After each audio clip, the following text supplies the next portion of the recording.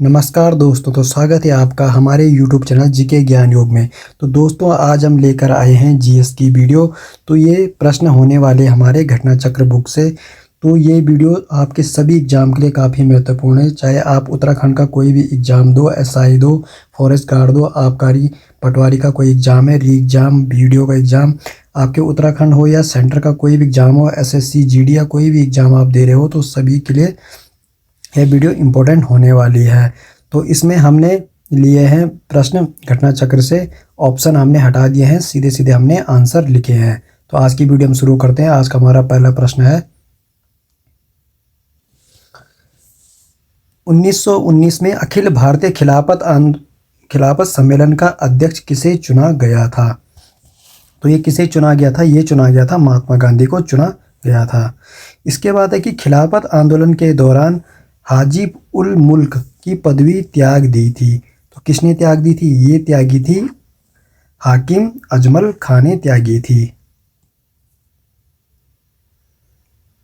अगला जो हमारा प्रश्न है वो है, गांधी जी को किसने सावधान किया था कि मुस्लिम धार्मिक नेताओं और उनके अनुयायियों के कट्टरपन को प्रोत्साहित ना करें? तो ये किसने करा था? ये करा था मोहम्मद अली जिन्ना ने करा था। अगला जो हमारा प्रश्न है वो है कि किस भारतीय नेता ने खिलाफत आंदोलन का समर्थन नहीं किया था?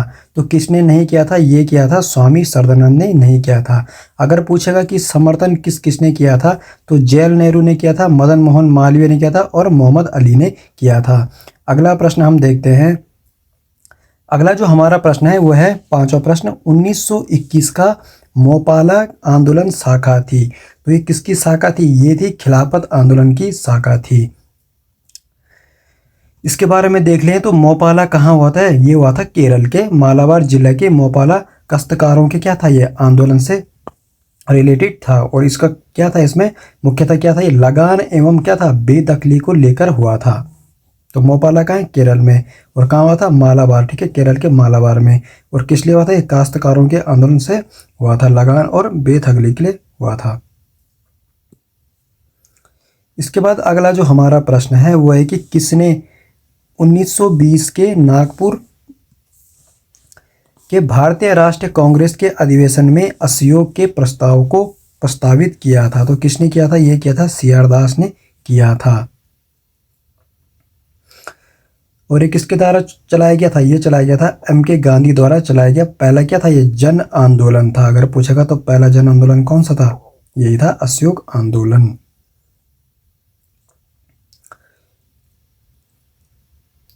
अगला जो हमारा प्रश्न है वो है, भारतीय राष्ट्रीय कांग्रेस का सितंबर 1920 में कोलकाता में जो विशेष अधिवेशन आयोजित किया गया था और जिसमें असहयोग आंदोलन का प्रस्ताव पारित किया गया था, उसके अध्यक्ष कौन थे? तो उसके अध्यक्ष कौन थे? उसके अध्यक्ष थे लाला लाजपत राय। उसके क्या थे? अध्यक्ष थे। अगला जो हमारा प्रश्न है वो है कि एक वर्ष में स्वराज का नारा गांधी जी ने कब दिया? तो ये कब दिया था? ये दिया था असहयोग आंदोलन के समय दिया था। एक वर्ष के भीतर स्वराज की प्राप्ति लक्ष्य था असहयोग आंदोलन का। ठीक। इसके बाद है असहयोग आंदोलन के संबंध में, ठीक है, किसने विरोध किया था? ठीक है, तो किसने किया था? ये किया था मोहम्मद अली जिन्ना ने। क्या किया था? इसके विरोध में, असहयोग आंदोलन के विरोध में क्या किया था? विरोध किया था। असहयोग आंदोलन के संबंध में हजारों छात्रों ने क्या किया था? सरकारी नियंत्रण वाले स्कूल को छोड़ दिया था। ठीक है, प्रधान अध्यापकों को, शिक्षकों ने क्या कर दिया था? इस्तीफा दे दिया था। ठीक है, वकीलों ने क्या कर दिया था? अपनी प्रैक्टिस छोड़ दी थी। अगर इसमें पूछा कि वकालत किसने अपनी छोड़ दी थी, तो ये छोड़ी थी चित्तरंजन दास ने छोड़ी थी। किस टाइम पे? असहयोग आंदोलन के समय पे छोड़ दी थी। अगला जो हमारा प्रश्न है वो है कि महात्मा गांधी ने असहयोग आंदोलन में कौन सी उपाधि वापस कर दी थी? ये काफ़ी इजी प्रश्न है। तो कौन सा कर दिया था? केसर-ए-हिंद की उपाधि क्या कर दी थी? वापस कर दी थी। इसके बाद अगला जो प्रश्न है वो है, किसने असहयोग आंदोलन को समर्थन दिया परंतु 1 अगस्त 1920 को उनकी मृत्यु हो गई थी? तो वो कौन थे? वो थे बाल गंगाधर तिलक थे। अगला जो हमारा प्रश्न है वो है कि चोरी चोरा घटना के परिणाम स्वरूप बंदी बनाए गए लोगों को किसने विधिक प्रतिरक्षा प्रदान की थी। विधिक प्रतिरक्षा बोलते हैं लीगल डिफेंस। तो किसने? मदन मोहन मालवीय और कृष्णकांत। अगला जो हमारा प्रश्न है ये हमारा क्या हो जाएगा? करंट का प्रश्न हो जाएगा। फरवरी 2021 में नरेंद्र मोदी जी ने किस शताब्दी समारोह की शुरुआत की थी? तो किसका मतलब शताब्दी यानी किसके 100 वर्ष पूरे हो गए थे? तो ये हुए थे चोरी चोरा शताब्दी समारोह। चोरी चोरा घटना के 100 वर्ष पूरे हुए थे, तो ये क्या मनाया था? शताब्दी वर्ष मनाया था। अगर पूछा जाएगा कि चोरा चोरी घटना के समय महात्मा गांधी जी कहाँ थे? तो ये कहाँ थे उस टाइम पे? बारदोली में थे। अगला प्रश्न है गांधी जी ने किस आंदोलन के समय वेल्स के राजकुमार का बहिष्कार करने का आह्वान किया था? तो किसमें किया था? ये किया था असहयोग आंदोलन में किया था। इसके बाद जो अगला हमारा प्रश्न है वह है कि किसने असहयोग आंदोलन के दौरान विदेशी वस्त्रों के जलाए जाने का विरोध किया था? ये काफी बेसिक प्रश्न है। किसने किया था? रविंद्रनाथ टैगोर ने किया था। अगला जो हमारा प्रश्न है वह है कि भारत की आत्मनिर्भर समाज व्यवस्था का वर्णन करते हुए किसने कहा कि भारत की ग्राम व्यवस्था छोटे छोटे क्या है? गणतंत्र है। तो किसने कहा था? यह कहा था चार्ल्स मैटकॉफ ने कहा था। अगला प्रश्न है कि भारत में स्थानीय स्वशासन के जनक कौन थे? काफी पुराना प्रश्न है, कई बार रिपीट हो चुका है। तो कौन थे? लॉर्ड रिपन थे। कब से? 1880 से 1884 ईस्वी के टाइम पे। अगला प्रश्न है कि भारतीय संघात्मक व्यवस्था में तृतीय तल कब जोड़ा गया? तो कब जोड़ा गया तृतीय तल? ये जोड़ा गया 1993 में जोड़ा गया। अब इसमें कुछ और देख लेते हैं। तृतीय तल वर्ष 1992 में संसद द्वारा पारित 73वें और 74वें संवैधानिक संशोधन के माध्यम से क्या हुआ था? 1993 में जोड़ा गया। अब जो 73वां संविधान संशोधन है ये कब हुआ था? 24 अप्रैल 1993 से। ठीक है, 93। और जो 74वां क्या है संविधान संशोधन, ये कब से हुआ था? ये हुआ था 1 जून 1993 से क्या प्रभावी हुए थे। ठीक है, 73 वाला पूछेगा तो कब? 24 अप्रैल 1993। ठीक है, इसलिए 24 अप्रैल को क्या मनाया जाता है? पंचायती राज दिवस मनाया जाता है। और 74वां कब हुआ था? 1 जून 1993 से प्रभावी हुआ था।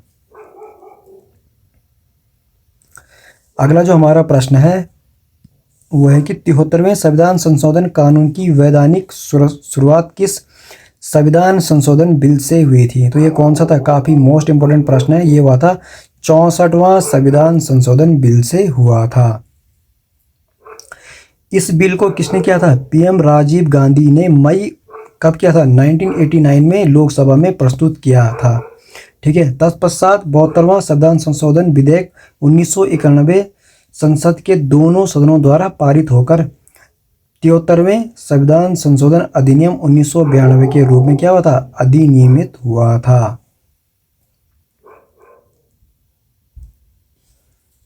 अगला जो प्रश्न है कि पंचायतों को संवैधानिक दर्जा किस अनुच्छेद के अंतर्गत प्रदान किया गया था? काफी नॉर्मल प्रश्न है, तो इसका आंसर क्या हो जाएगा? अनुच्छेद 243 इसका आंसर हो जाएगा।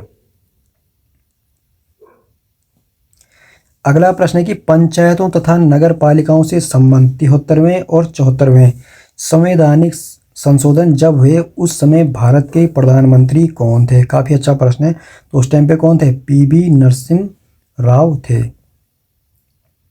पीवी नरसिम्हा राव।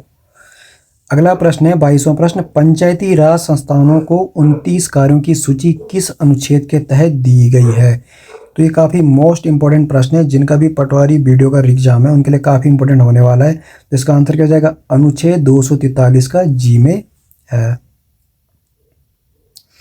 अगला प्रश्न है कि भारतीय संविधान की 11वीं अनुसूची में पंचायतों के कुल कितने विषय निर्धारित किए गए हैं? तो कुल कितने विषय निर्धारित किए गए हैं? ये किया गया 29 किए गए हैं। अगला प्रश्न है कि संविधान की 11वीं अनुसूची में शामिल नहीं है।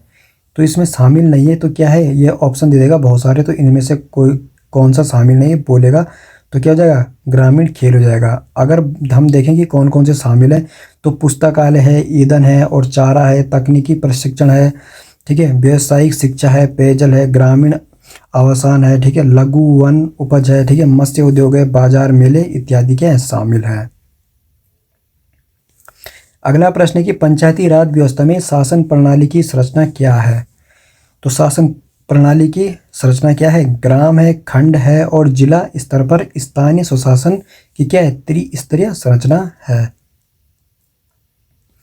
अगला प्रश्न है अनुच्छेद 243 के जे के अंतर्गत पंचायतों के लेखा प्रबंधन से संबंधित नियम कौन बनाता है। तो कौन बनाएगा, राज्य विधानमंडल।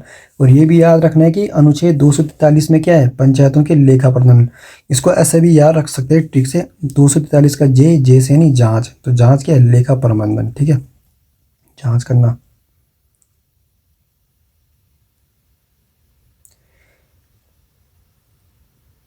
अब जो अगला जो हमारा प्रश्न है वो है पंचायतों के संदर्भ में निम्न में से कौन सा कथन सही है। तो इसमें पहला दे रखा है 50% सीटें SC ST की महिलाओं के लिए आरक्षित। ठीक है, इसके बाद है कि ग्राम सभा एक निकाय है जिसमें गांव के रहने वाले क्या होते हैं, सभी लोग होते हैं। ठीक है, इसके बाद क्या है, मध्यवर्ती स्तर पर एक पंचायत होगी, ये भी सही है।